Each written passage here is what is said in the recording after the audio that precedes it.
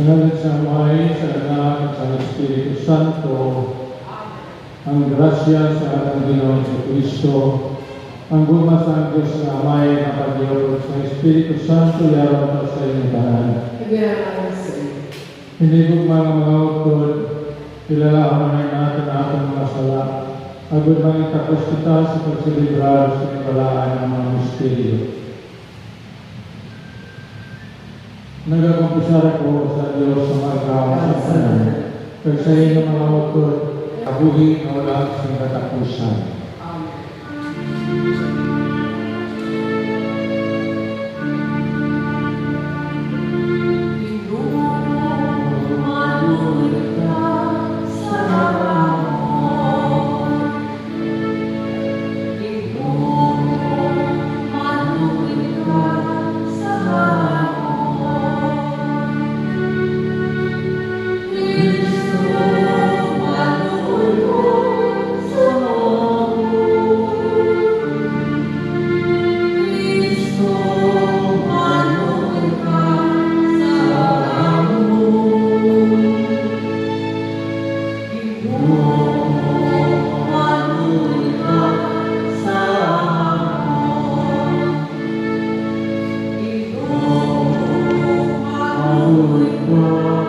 O Diyos, Amay ng makagahon, nagato kami si Malikon na iyong anak na patay na banhaw, itugod na paagi sa siningang misteryo, ang iyong walagad na sa Henry na nagtaliwan na sa siningang ginabuhi, makaambit sa kalipay sa iyong pagkabanhaw. Ginapangay namin sa iyong pagigay sa Kristo, iyong anak ng Ginoo, nga nagakabuhi na nagahari po sa iyong sa kaisahan sa Espiritu Santo, Diyos, sa tanan ng mga tuwing sa mga katuligan. Amen. Magbibig. Diyos, sa pananaran sa mga buwan-buwan, sila namatay na. Pagkinakarong na isa na malawak ng kapalaran, ilang pagtaliwan. Pagkatulan ng ilang tanan sa ilang pagkulang sa atin. Apang yara sa ila pagkitan. Bisan sa pananawan sa iban, ginasilutan sila, apang ilang paglaw, puno sa kabuling na wala sa katapusan. Pagkatapos ng tutay na pag-antos, matagin ng mga kayuran, ang pagkakatulog, tuwag, itilawan sila sa Diyos. Kaya napakatugan ng pagkadapat, nagkakadapat sila makitubog sa inya. Gintilawan niya sila, subong sa bulawan sa malayo. Pagipatan sila sa Diyos, araw sinunod na hala. Makahamol sa mga tawaran ng mga nagasalit sa inya, agad mga matutuho, magpapatuloy ang kaupuliya sa pagtugma. Tuwag na tigala para sa iyong mga pinili, ang iyang grasya ng kaloy, kaya nagpapatunga siya para sa iyang pinili. Ang pulong sa Diyos, pati ang matulig, iya ginaayo ang akong kalan. Ang iyong akong batang iyang ulan. Iya ang nabigyan sa matalong lalagyan tungo sa iyang anan. Isa na dalakot ako sa papat sa manong sa kamatayan. Wala ako sa niya ginakalukan, pagyari karo sa akong ulo. Ang imo sungkot at bastoy, nagapasungay sa ako. Ang iyong ako ng pagkaliyan ko. Ginaaman mo ang lamesa para sa ako, sa atubangan sa akong mga kaaway. Imo ginapasan sa wala ng akong ulo, nag-aawas ang akong puto. Ang iyong ako ng pagkaliyan ko. Ang kaalaw at kaalawan, nag-arbog sa ako sa tubos.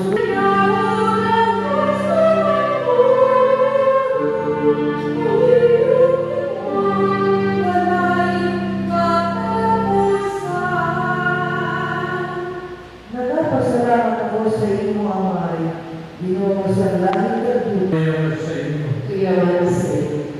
Ang pagbasa sa Santo sa Ebanghelyo, sunod ay San Juan. Himaya sa iyo, O Ginoo. Si Jesus nagsiling sa iyong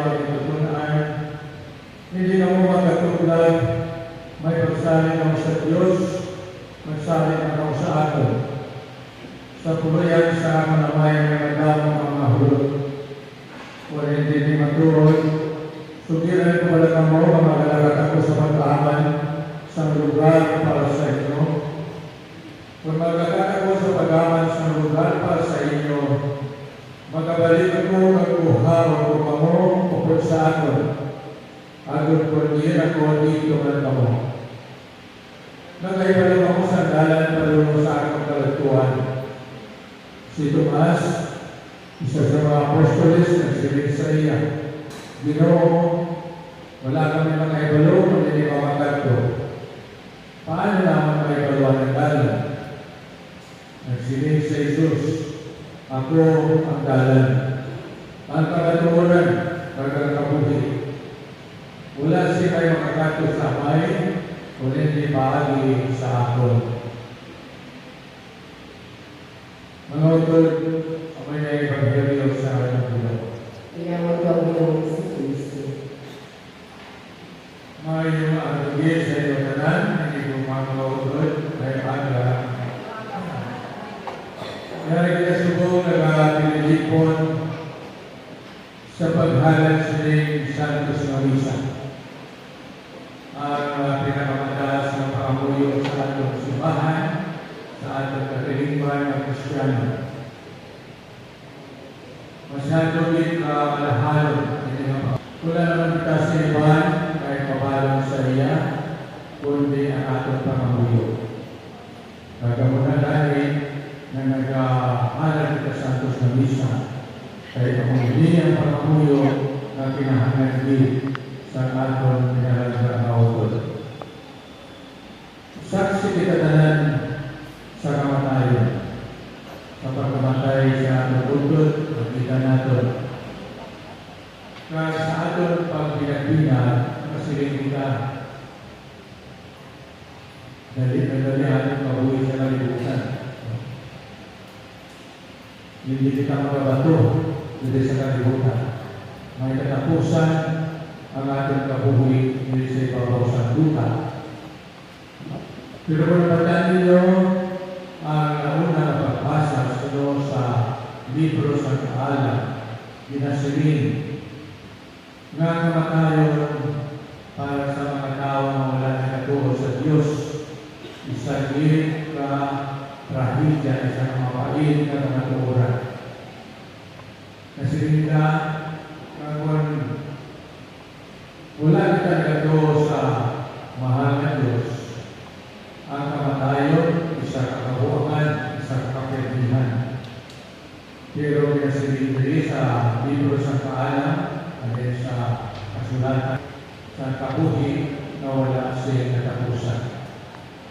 Kaya makasilin kita, kaya ating utol, sa pihak sa niya na wala siya katapusan. Katahog sa mensahe sa tulong sa Diyos para sa pamilya, hindi sa ating mga paryente niya ng mga abyan.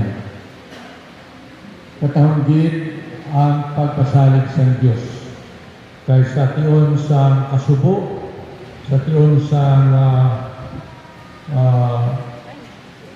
masiling natin na mapait na pagbaton sa kamatayan sa ating utod, ara ang tulong sa Diyos na may pasalig sa atin. Anong silid ng Santos na Ebanghelyo, hindi ka mo magkatublag.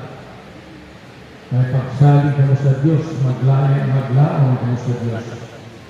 Kaysa dinarian sa aking namay sa Jesus, may nakamo ng mga bulot. Kaya ako na inhasa ko para sa inyo tanan. Gani nga, kung isipon natin, masubong matuno ng kamatayon sa ating utol, madilang sa pamilya.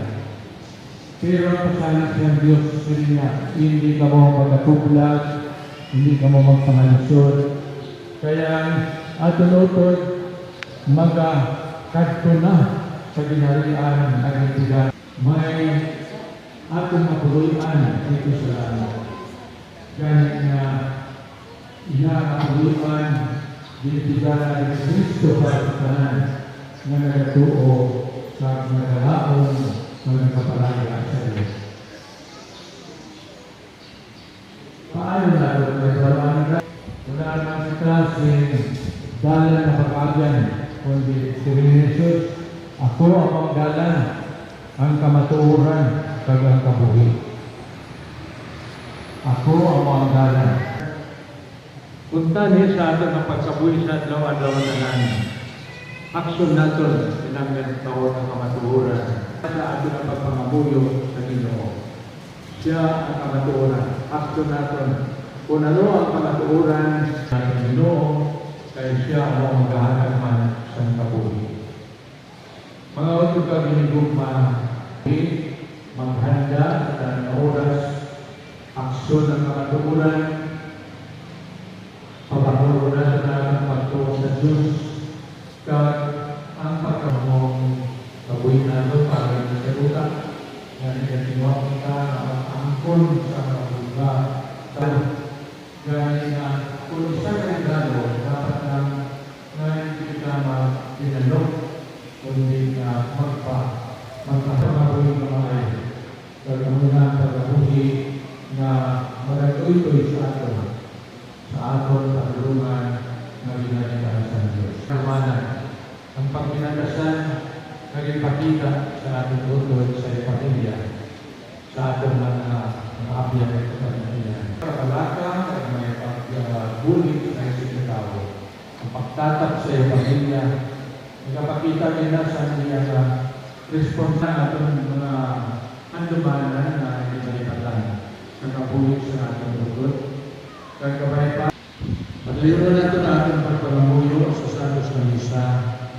Kagiyang po natin ang talag sa ating utod at na.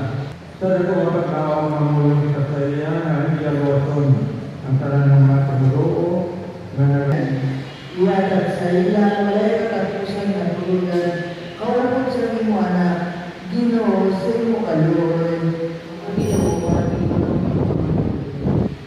ang panimalay ng mga akya ni Eli, nagapangita sa masulay ng kalipan, pahanganagana nila kasakit, pagdabugang kadulog, pagduwa-duwa, pagduwa ng pagbapo, Ginoo sa imo kaluoy, ang pagtuo, pagkali, sa pagpangamuyo para sa magbubukas sa kalapag, sa pagpalit sa